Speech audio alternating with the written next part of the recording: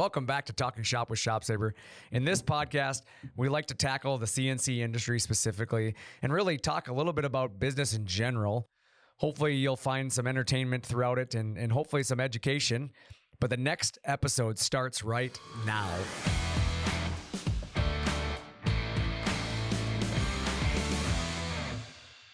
Thank you for joining us for another episode of Talking Shop. I am your host, Brandon Bombardo. I am here with Nick Peters. Hello, Brandon. How you doing, man? I am great. How are you? I'm doing well. As you all know, each week we try to keep you guys entertained while entertaining ourselves a little bit, bringing some light to the CNC world and obviously talk about everything business. But today's episode, we're going to talk a little bit about a lot of things, actually. We're going to kind of a long episode, don't we, kind of today? A little bit. And we got current events, though, our normal current events. We got our customer questions and comments. And then we are going to jump into our audience question. And then today's episode will be on the blueprint for success, developing a strategic plan for business growth. So looking forward to that one. And then obviously we will wrap it up at the end. We have a motivational quote for you and then our final thoughts. So without further ado, take it away, Nick. This week's current events. I liked it. That was good. That was pretty poor. That was pretty poor. My voice kind of cracked at the end of it. So It's okay. I'll take it. I'm gonna use that as our soundbite every week. Wonderful. Just replay that over and over. So yeah, what happened, man? I don't know. My kid decided to base jump off a slide at the park. Apparently, broke his arm. It broke his arm. As the story goes, he Base jumped off. Yeah, I guess that's what I kind of got from the story he told. He said he just jumped off the slide and felt like he was going to belly flop and couldn't get his body to spin back to his feet. So he had to catch himself and landed on his arm and broke his left arm in two places. So Dude was fighting. yeah, Don't care what he says. Didn't jump off anything. He was fighting. Got hit with a weapon. Like he just Somebody hit him with a tree. got up and walked over to Natalie and was like, "I can't move my hand," and she's like, "Oh, this isn't good," because it was just kind of like hanging there. Mm-hmm. And she called me like 4 times, and I was driving, so of course I wasn't using my phone. Good for you. It's safe. Yep. I got to the driveway and I saw she called like 4 times. I'm like, what the heck? So I called her back and she's like, Drew broke his arm in the very most calmest yet frantic way possible. She said that. And all I hear is him in the background. He's like, I broke my arm? Like he had no freaking clue. Like he just was like, I thought it was bent weird and hanging and unmovable and just thought that's what happens when you fall apparently. So I guess my only worry about the whole situation is the fact that he never really complained about it hurting. He took Tylenol like one time over the weekend after they put the little fake cast on it. My fear is that now he's not going to be afraid of anything still. Like he's still going to jump off things because even after they put the temporary cast on, he was still running around the house, jumping on the couch. Boys will be boys. Yeah. Let him be a kid. So good. Tough kid. I'll tell you that much. Yeah, it was something, man. The only time he really yelled or got unhappy is when they said it. Yeah, said it, and they didn't really tell him. They just put the fake thing in it.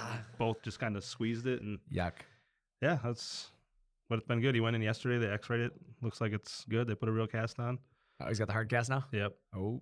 So they're going to redo it. Can I sign it? Sure. If you meet at the ice cream shop for ice cream. And there you go. That's what we need to do. There you go. So yeah, more x-rays next week. Make sure it looks good. And then after that, they're going to take the cast off and put a new one on. So it's one of the waterproof ones. So they want to redo it so it doesn't get gross, I guess. So crazy, man. Well, yeah. I got that as a picture from you. You sent me a message on Saturday and I'm like, whoa. Yeah. Saturday, right? Wasn't it? Oh, it happened Friday night. Friday night. Okay. I saw it Saturday, I think is when I saw it. Yeah, I think that was the first time it kind of got passed around because it was kind of a nasty. Yeah. You sent me the x-ray of all things not to send Brandon. It's the weirdest thing I've ever seen. It was just, Yeah, I didn't want to see it. Trust me. What'd you do this weekend?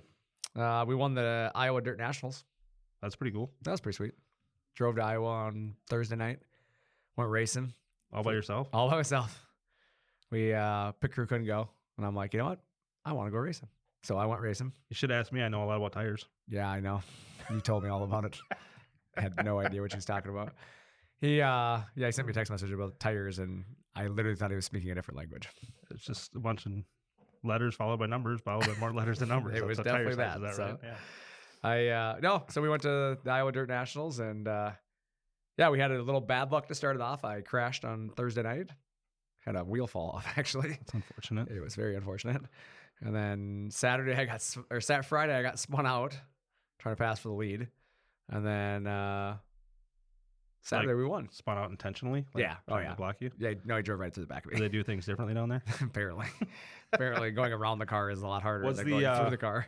Was the tire issue kind of like the last issue you had with the part that you didn't buy something that was No, made here? no. This is Oh. a very, very commonly used part by everybody. Oh. And I've never seen one fail like this, but It, I'm going to imagine this is an import product, though. but you should have read the rules where it said no speeds over 120 miles an hour. You're going like 140. I was only going like Fast 70. and well, I was scared. scared. I was in the slow lane. No, yeah. So Oh. wheel fell off. That was unfortunate. That's pretty good though. Yeah. Going slow lane, going 70. That's Yeah, slow lane pretty going uncommon 70, in yeah. Minnesota. People go 60 in the slow lane. They go 60 in the fast lane. No, we had a good weekend though. Like I said, Iowa Dirt Nationals win is a pretty big event, so we were pretty excited about that. That's awesome. Yeah, and then Caden's hockey season began last weekend. So that's why I was by myself because the kids' hockey season started, and Amy was at hockey and I was at racing because I'm not coaching this year. So, yay! That's no fun. Actually, you know what? I'm completely content. My wife's really upset about it. The politics of hockey are not fun. I feel like the politics of anything, like sports correct. and school related, Agreed. is ridiculous. It's all about who you know, and it's a good old boy club. Yeah, And- why can't the kids just have fun? And that's exactly it. Like, Like- I guess that's why I don't fit in with that kind of group because I'm not that guy. I'm Right. not gonna I want my kid to be judged on his skill, not on what his dad's doing for the For sure. organization. Yeah, yeah. And unfortunately, I spoke up against that. Oops! Don't speak up against the good old boy club, or you get good old boy kicked out. So I did the same thing last weekend with a friend and got in a lot of trouble. yeah, it just is what it is. Like, and they take it seriously. I get it, but anyways, so I'm not coaching this year, and my wife's all bent out of shape because the amount of people who have written and mentioned that they're upset that I'm not coaching their kid is kind of overwhelming, to be honest with you. You know what you should do? What should I do now? You should just do your best Gordon Bombay impersonation and start your own team of Mighty Ducks. My wife wants me to. That'd be sweet. She wants us to start our own business doing that stuff, and I'm like, I'm busy enough. I don't need You to don't start have anything a hockey. else to do. Yeah, What exactly. else you got going I don't on? need to start a hockey business. So, Wintertime is a perfect time for you to add more work, right? Right, exactly, Yeah. exactly. Not like I'm not slammed around here. So I told her, I said, that's why I said it though. Like, I'm actually kind of relieved. Like, now that I've had time to process it and I'm not as angry as I was, I'm Yeah. like, this is gonna be the best thing ever. A, I can go racing way more now. B, like, I only have to show up for the game. Like, I Yep. don't have to be there during practice and do it like the kid does, but I don't have to. So I don't lose all of my free time anymore. And then I don't have to leave work early anymore to like go there to set up to be ready. Like, I can focus on ShopSabre now and like, Right. let's go. So Be a she's, nice change, right? yeah. And I told her, I'm like, hey, me and you can sit in the stands together now and watch a game. She's like, I don't want to sit with you in the stands, Perfect. I which can go is sit by true myself because because you'll yell and I get very into Yeah. my son's playing. I'm like, let's go. Come on. She's like, just go away.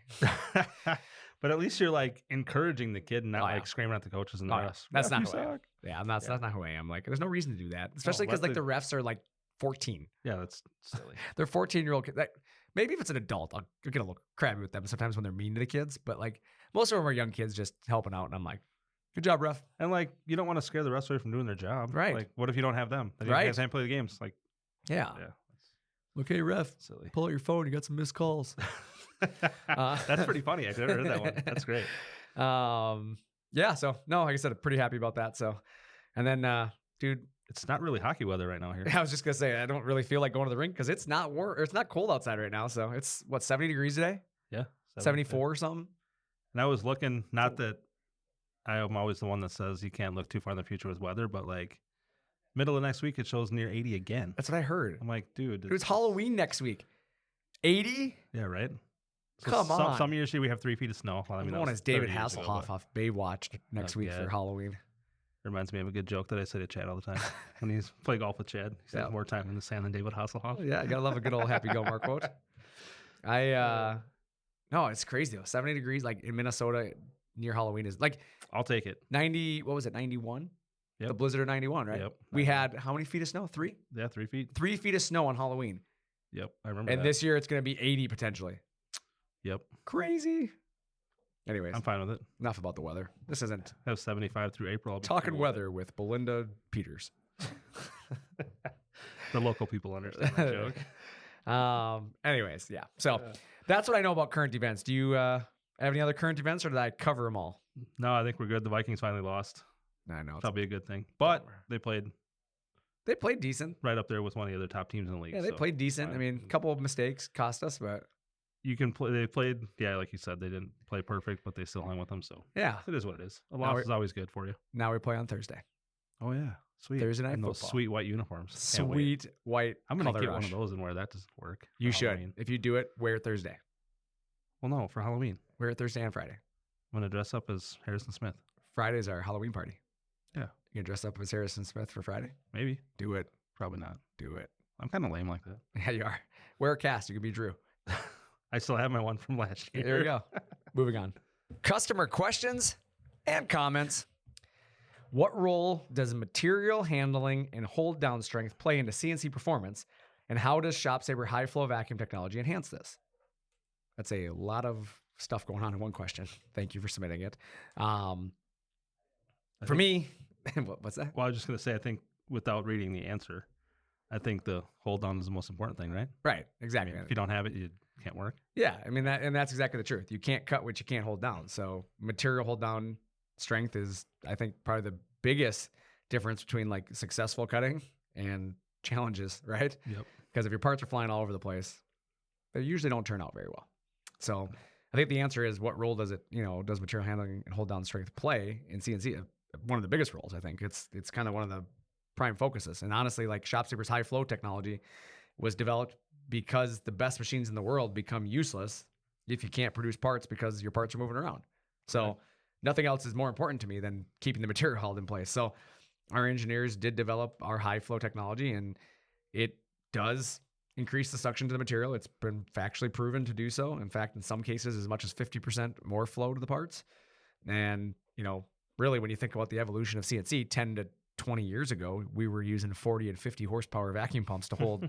I mean, seriously, like it's crazy when you think about the amount of power people had to have. Massive 3-phase pumps holding sheets down. And nowadays, I don't remember the last time I sold a pump over 20 horsepower.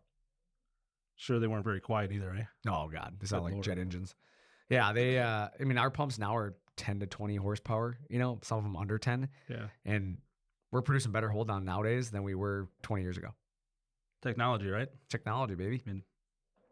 Got to advance with it. That's exactly it. So hopefully that answers your question. Thanks for submitting that one.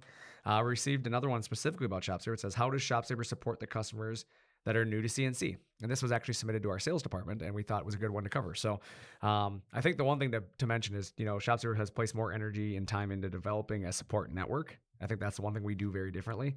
And to us, it's critical for the new user adoption, right? For sure. Like we live in a world where like a lot of our customers are first-time users. And the only way you're going to get new people or first-time people to adopt to CNC is making it easy on them. Yep. And so our products come with lifetime tech support for that reason. We understand that you're going to have questions, and we want you to call us. We'd rather you call us than go to the internet. In fact, it drives me absolutely crazy when I see people go on the internet and ask questions that easily could be answered by the tech support that comes with the machine for free. Well, and on top of that, you're getting answers that probably aren't. Well, They might be helpful, but they're definitely not all the way correct. And that's what drives me nuts more than anything. It's not even like, I get it. People like help people. But sometimes when people are so confident in the wrong answer, Right. and they just completely steer somebody in the wrong direction entirely, like, don't do that. Please don't read that comment. Because And then if they you do it, and they're like, oh God, now it's even worse. Yeah, exactly. Like, oh God, now our machine doesn't work. Like, Yep. yeah, it's because you took bad advice. Right. So that's my thing that's why we give lifetime tech support. But we also include, CAD CAM software with our machine. So you're not having to, if you don't have anything, like you don't have to go try to find something out of the gate. We give you something to get started. And a lot of the OEMs we partner with also support their products. So like the software companies, as an example, Vetric does a great job of supporting their own products. But, in addition to that, we offer countless training courses and videos on our website. And so, really you have the direct customer support, which is phone, email, computer connectivity, right? If you have an internet connection. We have Sabre Nation University, which is our tutorials, our videos, our training. And then we have, of course, Sabre Nation User Group, which is real-time connections to other people. And I think that's the one that, like, it's great to have that because you can connect with other people who own the same equipment as you, get advice on things. But that's where I tell people, like, don't use it for tech support unless it's like critical after hours, nobody's around, you can't get a hold of somebody. Like, but it drives me crazy when I see people post at 1:00 in the afternoon on Tuesday. Yep. Hey, I got this weird code on my machine. What does it mean? Like, just call tech support. Pick the phone up. We're here. Yep. So that's the thing, is like we do provide support for that reason. So And then, of course, we have private training. You know, you can always get private training if you need one-on-one support. You want somebody to come out to your facility. Like, we do have that available. You know, there's a lot of big corporations or schools that we do that with, where they're trying to train many staff members at one time, and it's just easier for us to go to them versus them coming to us. So Yep. obviously that comes with a cost, but It's depending on what you're doing, it might be cheaper. usually a lot more cost effective than traveling for 6, 8, 10 people. Correct, exactly. So, yeah. Question 3 of the day was, what are some key differences between CNC manufacturers in the sub $100,000 range that I should be looking at? And I thought that was a good question. I actually liked that one because it points out the fact that there are differences, especially in that the under $100,000 price point, because it's such a, I would argue that machines from 0 to 100,000 have a wider range of differentiators than machines from 100 to 200,000. Sure. And it's just because at that point, like, once you get over $100,000, there tends to be more technology that can be involved at that price point. So it all becomes closer, you know, together. Yep. But like when you get under $100,000, there's a lot of corners being cut, you know? Yeah. Yep. And I think that's where you kind of have to largely look at what you're getting. Like, you know, as an example, the number one thing you'll see is rack and pinion versus ball screw. Like, there's a lot of differentiator there. And especially when you look at the quality of such, because, you know, quality rack and pinion versus lower quality rack and pinion is a wide difference in performance. But you see so many people in bad sales guys will always say like, oh, we're using rack and pinion just like the $150,000 machine. Like, that is the ultimate sign of like a bad sales guy, because they're probably, you know, misleading you on purpose, because it's not the same. I mean, rack and pinion at $150,000 is much different rack and pinion than the stuff you're going to see at the lower end stuff. So, well, the problem is those sales guys know that the people they're talking to probably don't know the difference, right, and can't differentiate between the two. Correct, exactly. And so I think that's the thing that frustrates me the most when I start to see some of that. And the same with like ball screw versus lead screw. You'll see guys saying, oh, we got lead screws too. Well, wait, lead screws too. No, we're using ball screw. And there's a difference. You know, it's something people need to really dive into. And again, you know, our consultative sales approaches will help educate you on that stuff. So it's something you should look at. Your drive technology is the number one thing you should look at. Motor technology is another one. You know, open loop versus closed loop. And I say that because a lot of people say servo versus stepper. But in today's world, the motor technology has come so far that 10 years ago, servo versus stepper was the right term. In today's world, it should be open versus closed loop, because there are closed loop stepper motors now, which are more accurate than some of the cheaper import servo motors. So you have to be careful on just saying, oh, it's got servo, so it's better. Like, no, you need to find out what it's got, because open loop versus closed loop will make a big difference, especially when it comes to, you know, dependability, accuracy, things like that. So something worth checking out. And the reason I say that is like when you look at open loop versus closed loop, you're talking about the difference of driving with GPS versus driving without it, right? So, and then of course you need to look at things like construction method, you know, aluminum versus steel, bolt together versus welded. Is it milled or heat treated? You know, what are you looking at there? So there's construction methods that should be investigated as well. And then of course, what we just talked about earlier, support, you know, is it lifetime or is it timed? You know, after 3 years, it disappears. Or, you know, do they include training, or do I have to pay for training? Or, you know, is there limited access to that? Can I use it one time only, or do I get unlimited? You know, so like there's some stuff to check out on the support side of things, because that can make a world of difference. And then of course, my number one thing I tell everybody to look at is the country of origin. Where is it being built? Where is it coming from? Not who is selling it to you. And I caution people on that, because selling you something takes a lot less than building you something. And so, you know, look at where it's being built. I would ask that question. I would simply ask that every time. Where is the product built? And just wait for that answer, because yes, they might sell it here. They might say it's globally sourced. Where is it built? Right. Where do they build the product? Where is it fully built? And you'll start to see like, where's the frame built? Where is the components, you know, coming from? So, and the reason I say that is because parts availability, support, longevity all go hand in hand with that. You know, being able to sell you something here is one thing, but being able to take care of you in 2 or 3 years down the road may, you know, vastly change based on where the product came from. Yep. And I think the biggest thing with that question is just ask more questions, right? Right. And make sure that you're getting real answers and correct answers. And just, I think it's easy to tell if somebody's not telling the whole truth when you ask questions about that, because they, like, you ask them a question they're not ready for, because they feel like, oh, I just told you it's made in the USA, but then you ask them where it's built.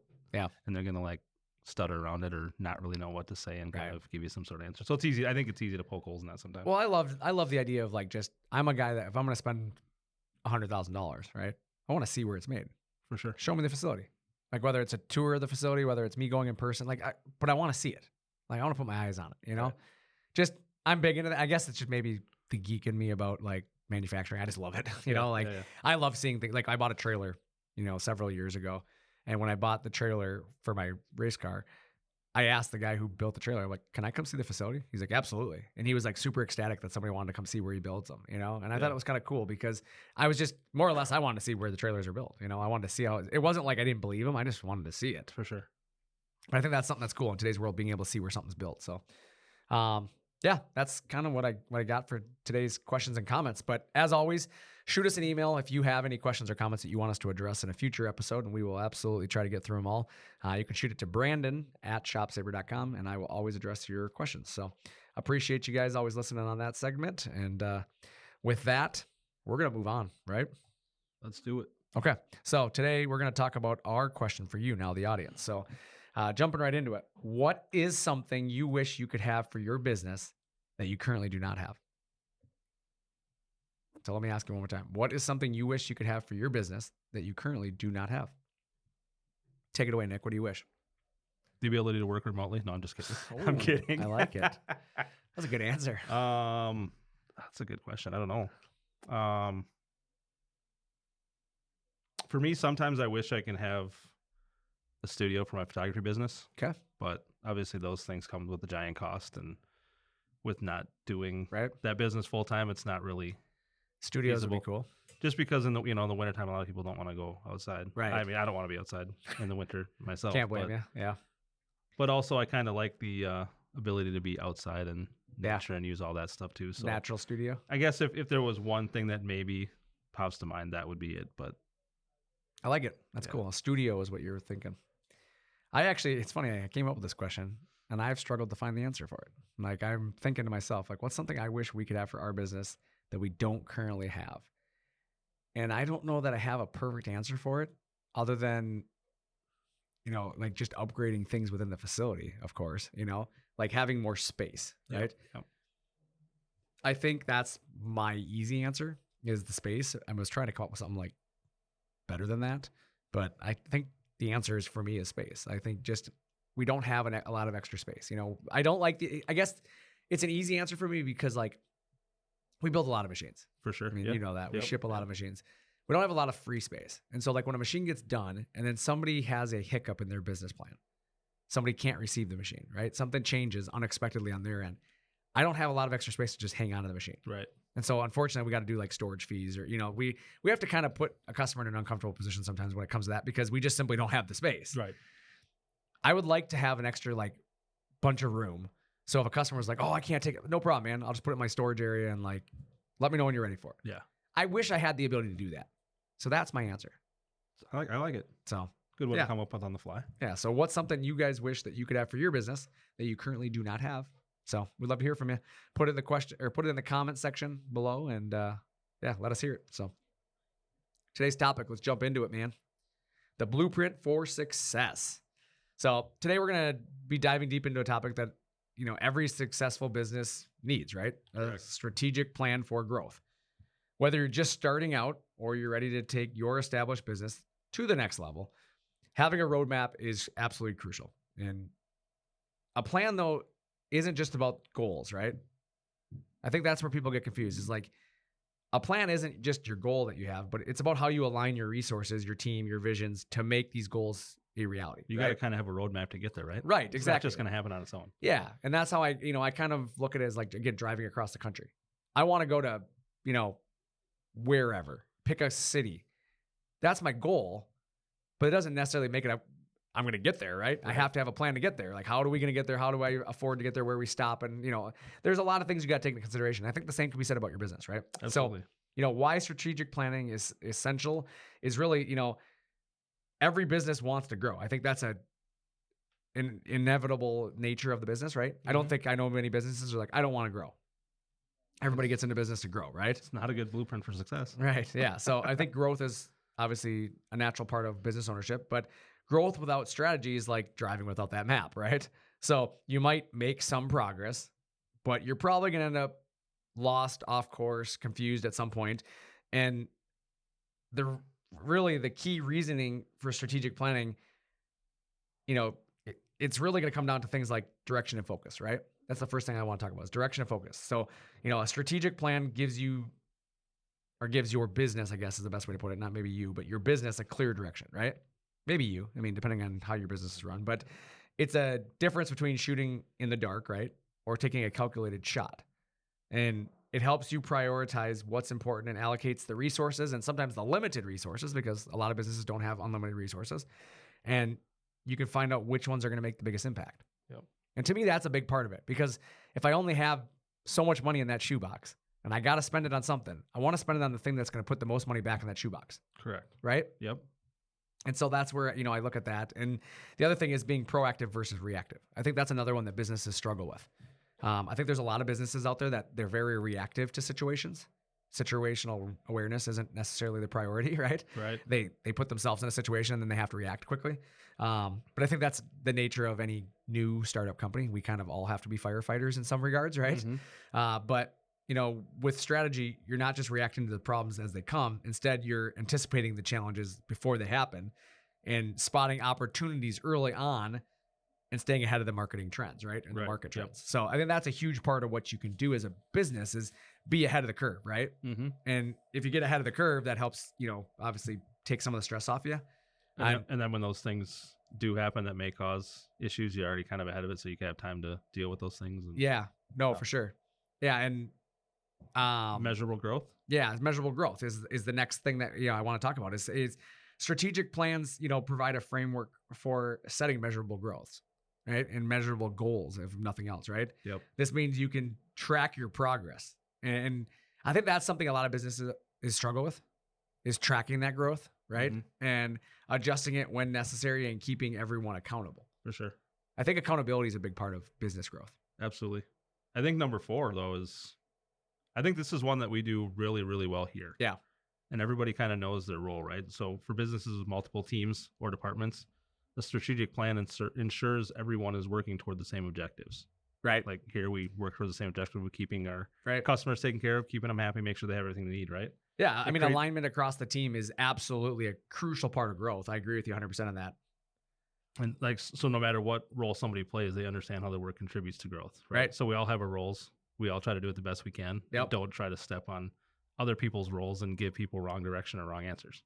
And I think that's the key to it too, is like sometimes you get into a situation where there's just too many leaders, not enough, direction, right? Everybody wants to lead into their own direction. And like, there's no clear cut direction on where we're going. Mm-hmm. And I think that happens, like, especially in smaller businesses, especially if there's multiple founders, right? There's, we've all witnessed it. Like I have a buddy of mine, he told me, about the company he works for, and I won't get into names because obviously I don't want anybody to get in trouble, but he said it's a handful of brothers that started this company. And the problem is each brother has their own vision of where things are going. And there's no clear cut, like which one's right. And since they're all a third owner, like he's like, which one do I listen to? One tells me to do something, I start doing it. The other one says, no, don't do it that way, do it this way. And he's like, I'm always bouncing between their ideas. And he goes, they're never rude about it. They just always are changing the course of action. And he's like, you know how much better it would be if those three would just sit down and like come up with a clear cut, like this is our plan for the year. Well, how do you think that makes the employees feel when they really have no clear direction on what's supposed to be happening or where they're going? Well, I think, exactly. And the other thing is like, he always jokes around about it. God knows what I'm working on tomorrow. He just jokes about it because he's like, it can change. And I think that's the hard thing is that like, if your employee doesn't really know where they're going and what their accomplishments are going to be, like it can be frustrating. For sure. So I think alignment across teams is definitely, I love that one. Really the components of a successful strategic plan, are something that you have to take a look at, and we've established, I think at this point that strategic planning matters, right? Mm-hmm. And, but as you break it down and you think about a winning strategy or you think about the word blueprint, right? To me, the blueprint for your business growth, as we just said, right? The title of the whole thing. What does the blueprint look like? Well, I think it starts off with, you have to understand your vision and your mission. And I think for one, a lot of people don't understand the difference from vision to mission. I think that's the first thing is people, if I went up to a large majority of people and said, tell me your vision and tell me your mission, I don't think they could tell me. I think a lot of people would take it as the same thing. And that's exactly it. I was going to say that. I think they would get it clouded up of, okay, I'm going to give you one statement. But really, your vision is where you want your business to go long term, right? You're looking out. And I think that's the easiest way for people to remember vision. When people ask you for your vision, it's looking ahead. Where am I going, right? Yep. And then while your mission is, what are you doing right now? What mission are you on, right? Mission critical is, what are we doing today? I'm on this mission to get to my vision, right? So what are you doing today, right now, to get to where your vision says? And there's probably multiple little missions within that to get you there, right? Right, Probably. exactly. I would Yeah, guess. and that's the thing is, both of them, to be honest, need to be clear and compelling. A strong vision motivates your team and keeps you on course, right? If you say, in a year, we want to be here, we want to grow X amount in this much time, it then tells them a clear-cut course of action, right? For sure. So now what's the mission to get there, And so the other thing is a SWOT analysis, as some people refer to it as, and that's the standards, and that stands for strengths, weaknesses, opportunities, and threats. And so a lot of companies, I don't think, really do a SWOT analysis. And that helps you take a harder look at your business and your market. And really, what are you good at is what I always ask people. What are you good at? And then you ask yourself, where do you need to improve? And it's those two questions I ask everybody in every interview I've ever done. I ask people that because, again, it's the same thing. When I'm hiring somebody, I'm still doing a SWOT analysis. For sure. I need to know what their strengths are, what their weaknesses are, what opportunities are they going to bring to our company, and what threat are they to our company? What are they bringing that could this derail our goal as a company, right? And I think that kind of goes back to what you talked about a couple minutes ago, is being proactive instead of reactive. Right. Like you can be proactive and kind of attack all these things in the right way instead of having to figure it out after it's too late. Correct. And I think that's the problem is a lot of people don't investigate enough on this stuff. So they put themselves in situations where then now it's a threat to them, Yep. And then I think the other thing is defining SMART goals, and not just SMART in like SMART, smart, right? Smart. Who doesn't like a good old Simpsons reference, right? Right. But SMART goals are specific too. And what they mean is SMART stands for, actually, it's an acronym for specific, measurable, achievable, relevant, time bound. So setting vague goals like we want to grow our business, right? We want to grow revenue this year, it's just not going to cut it, right? It's not going to give you a clear-cut direction there. It's not setting a goal. It's just telling me something, right? But you need to be specific. And what I said earlier was we're aiming to increase revenue by 15% in the next 12 months, right? That's a clear-cut goal that I can now measure myself against, right? Yep. And how are we going to do that? Well, we're going to do it by expanding 2 new markets, right? You have to, it's not just, hey, we're going to grow. We're going to grow here in this amount of time by doing this. There's got to be a how as well. Right. And it's a clear-cut target. Again, because if you don't give your team or your company that direction, then you're kind of just shooting in the dark. Like, we're going to hope to grow next year. And then they're all sitting there wondering, okay, so what are we going to do to do that? Because we have no direction on how to get there. You can't do the same thing over and over and expect different results, right? It's the definition of insanity. Right. You can't do it. And I think a lot of businesses go insane because of that. Mm-hmm. Because they literally do the same thing every year over year, because it worked the year before, and then they start to wonder why they're not growing anymore. They're not adapting to the new market and competitive analysis, right? Correct. And that's exactly it. Yeah, like you said, the market research, the competitive analysis, all that. I mean, that's another one, is understanding your market and your competitors is absolutely crucial. What's driving the customer demand? You have to understand that first. Who are your competitors? Who are you competing against? Because if you don't know what you're competing against or who you're competing against, it's a lot harder to truly build your product to be competitive, right? Right. And the same thing isn't going to over and over isn't going to make you grow, right? Right. Like you got to adapt to what other people are doing, or what, like you said, what your competitors are doing. Yeah. What are they doing right? What are they doing wrong, right? Where can we improve on what people don't like about what they're doing, Right. And then this also helps you identify where you can be a differentiator, right? Set yourself apart. Mm-hmm. You don't have to be a cookie cutter person or company or any of that. Like, just be you. I mean, it kind of goes back to what we talked about last week in the new machine that we had come out, right? Right. Like it's something that people have talked about wanting. Right. Your market. Now there's a market for people that need that thing, and Correct. that's how we did it. Yep. And then, the next thing is is related to that. When you think about, people pushed us for years to get into this loader unloader world, and we didn't do it.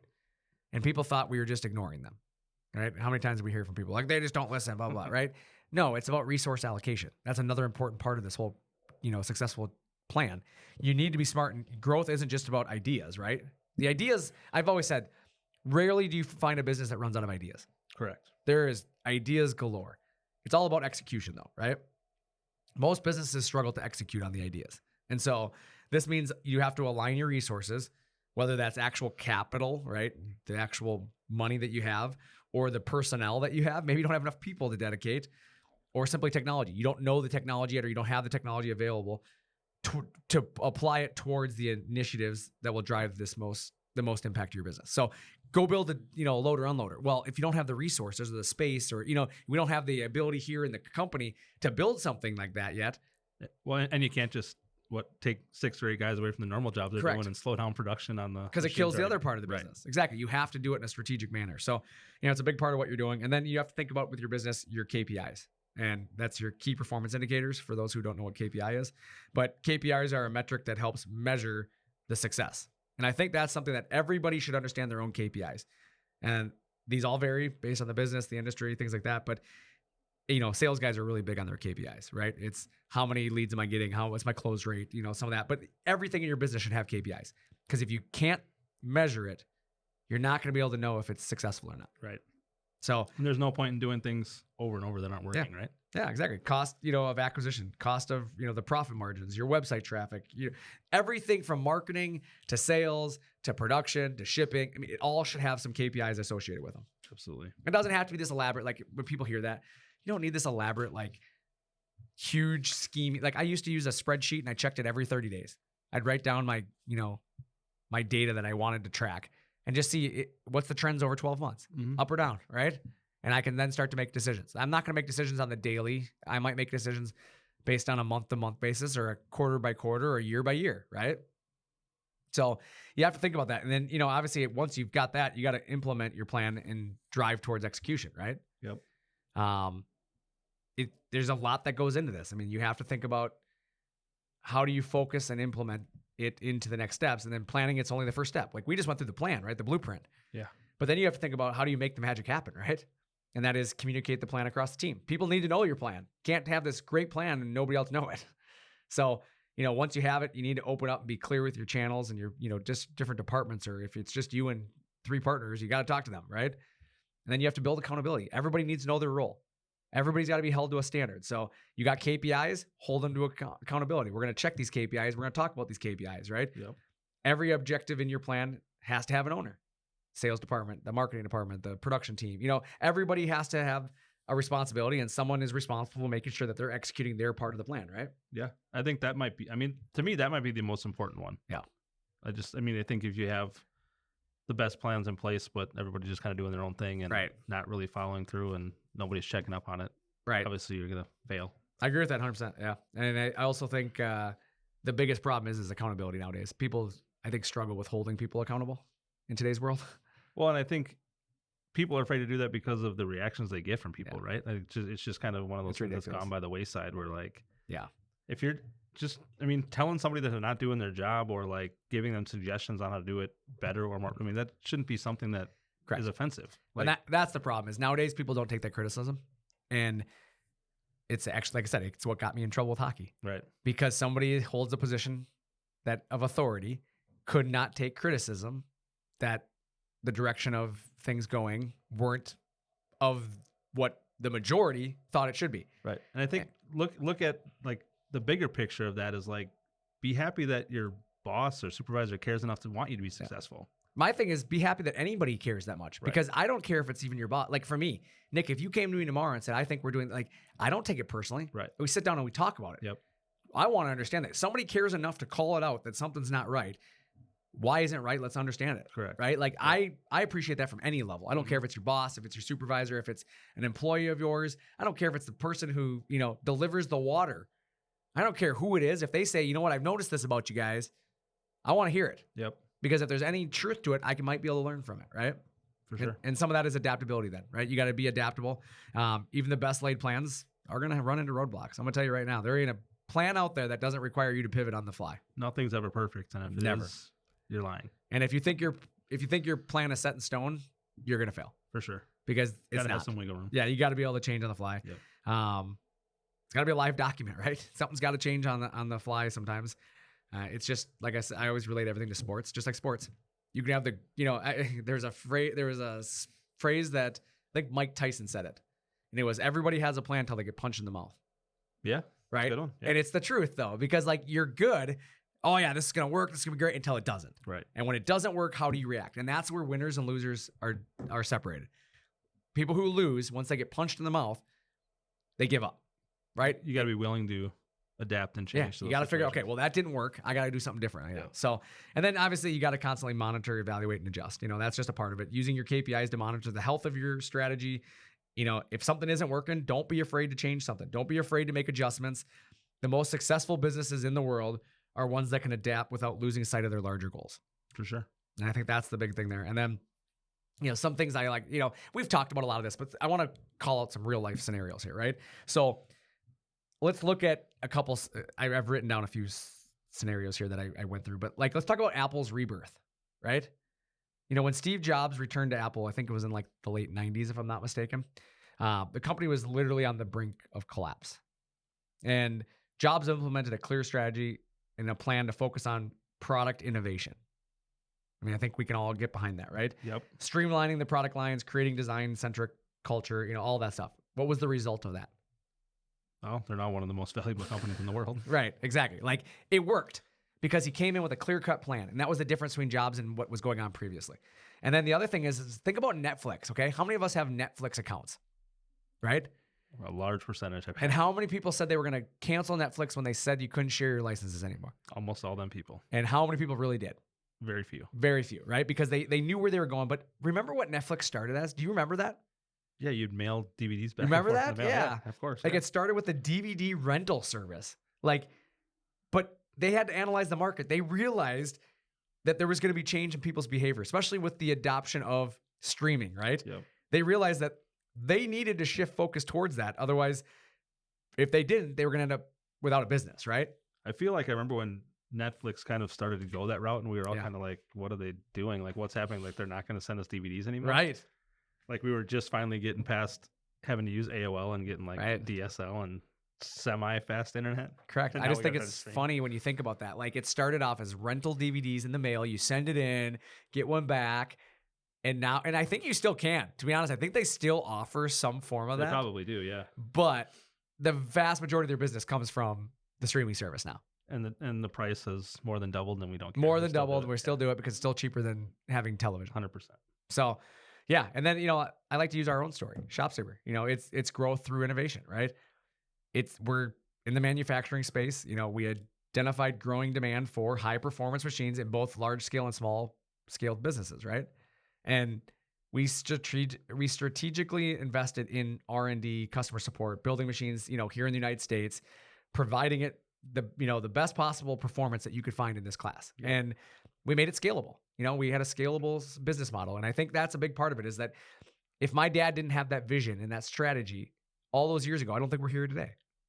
Yeah, obviously he had a plan on where he wanted to go and make it into what he wanted to be, right? Just want to stay in the garage making machines to help other men cut their wives' parts, right? Right, exactly. Yeah. Strategic planning is one of the most powerful tools that your business can have in its toolkit.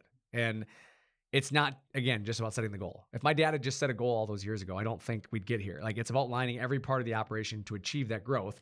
And that meant upgrading buildings, hiring people, developing new products. There's so much along the way. But as you sit there in your business today, I ask, you have to look at what you're going to do to scale, to innovate, to navigate, and, a competitive landscape in all reality. Every business that is out there generally has some sort of competition. And so you have to have a well-crafted strategic plan to build a roadmap for success. Right. And so hopefully today, listening to this, people have realized there's a way to grow their business next year. It's just about finding that vision and that mission statement, right? Yeah, and being willing to adapt and not just stay the course on what you're currently doing. Yeah, and then, you think about it, it's just, there's so many people that still do it. Well, the way I've been doing it for the last 10 years works. You got to start changing. Yep. Don't forget where you came from, right? Never forget where you came from, but don't be afraid to, keep changing. You got to keep growing with the times, because eventually, if you don't, as an example, think about the people, if Netflix had just stuck to DVDs, do you think they'd be around today? Probably not.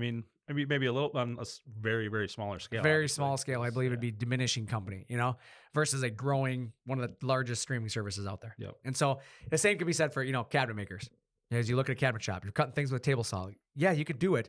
But fast forward to 10 years, you're probably not going to be as competitive as you would be if you start adapting to CNC technology, right? Right. So there's a lot of things you have to start thinking about, especially as you go into 2025. You got to think about what are we doing next year that's going to be different than this year, so we get to where we want to go. Right.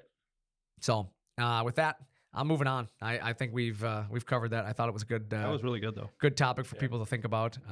But that being said, motivational quote of the week: always deliver more than is expected. Larry Page, the co-founder of Google. So I liked that one. Always deliver more than expected. And I feel like that is a philosophy we use at ShopSabre a lot, is we always try to deliver more than was expected. And so in your business, in your daily life, in your personal life, whatever, always deliver more than is expected. It's a good one. Cool. I use that one every time I finish a photo shoot, actually. Really? It's kind of funny that that's there because just like over the weekend, it really came into perspective because, I'll tell people, hey, I should have these done within 2 weeks. Yep. And in my head, I know it's going to be less. Yep. However, when something happens like Friday night and you spend the night in the hospital with your kid. Yep. And then the next couple of days, you kind of, get your focus away from editing photos because you're worried about making sure he's good. Correct. Whatever. I mean, that's 3 days where I didn't do anything with my photography where, if I would have told somebody, hey, they'll be done in a week, and then it turns out to be 10 days. Well, you look kind of foolish because you told somebody that and you're, way over the due date. Yep. So, no, it's just under promise, over deliver, right? Always. Yep. Yeah, I love it. Yeah, it's the truth though. So, with that, I want to jump into our final thoughts of the day. Final thoughts of the week. My final thoughts are: be willing to listen to ideas. Be willing to adapt. Be willing to grow your businesses in ways that you maybe weren't planning to. Mm-hmm. Just be open to new ideas and new ways of doing things. Yeah, I think that's my final thought as well, is going to be something along the similar lines, is don't be closed-minded, right? Right. Always be open to change. Always be open to listening to other people. Be conscious to the fact that there are other people's opinions out there, and your opinion is not the only one. Yep. And even though you may have the final say, it is always better to listen. God gave us 2 ears, one mouth, right?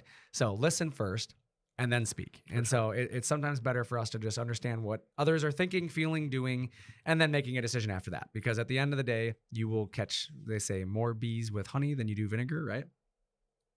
Seems right. So it's Makes one a lot of those of things sense. where that's my thing, is be open to change. Think about where you want to go, whether it's your personal life, your business, how are you going to get there? Be open to the idea that it might take a different idea than what you have. Yep. And because I've, often reminded myself, and I catch myself doing it sometimes, but I've often reminded myself 9 + 1 is 10, but so is 5 + 5. Correct. So just because it's not the way I would have gotten there doesn't make it wrong, right? Correct. So Absolutely. you have to sometimes give people the ability to show you a new way. And sometimes you'll learn something that is a heck of a lot better by just being open to change. So, Yep. Couldn't agree more. but yeah, with that, thank you guys for joining us on Talkin Shop today. Obviously, if you found this episode helpful, don't forget to subscribe. We appreciate each and every one of you listening. Leave a review, share it with others who are looking to improve their business or craft, share it with other entrepreneurs, anybody that's in business that you think, hey, you know what, they might benefit from hearing what these two idiots are talking about, but like I said, we appreciate you guys. Share it. We love that we have so many, followers and so many people that do reach out to us regularly. And remember, success starts with a plan. So take the time to develop yours. As always, we appreciate each and every one of you listening. And with that, I'm Brandon. And I'm Nick. Thanks for talking shop with ShopSabre.